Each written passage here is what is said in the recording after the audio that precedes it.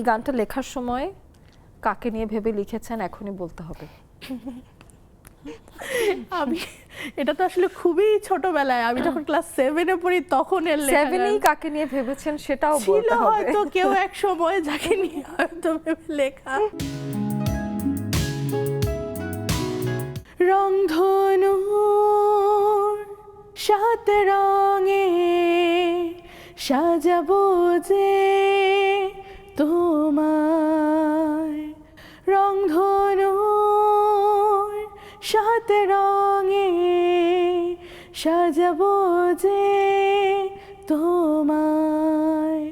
তুমি আমার ভালোবাসা, তুমি আমার প্রথম প্রেম, তুমি আমার ভালোবাসা, তুমি আমার প্রথম প্রেম, তুমি আমার সারাক্ষণ সকাল বিকেল,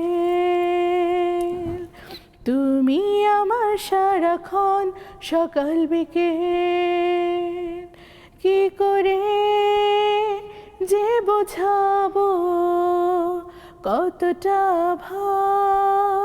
ভালোবাসি, কি করে যে বোঝাবো কতটা ভালোবাসি।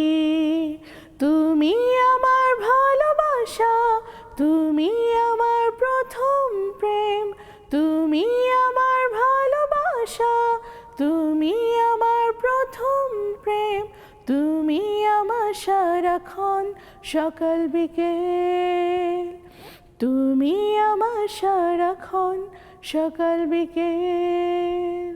গানটা আমারই লেখা, আমারই সুর করা, আমারই গাওয়া। বাহ, চমৎকার চমৎকার চমৎকার, আসলেই খুব চমৎকার হয়েছে। Thank you. এবং এই গানটা লেখার সময় কাকে নিয়ে ভেবে লিখেছেন এখনই বলতে হবে।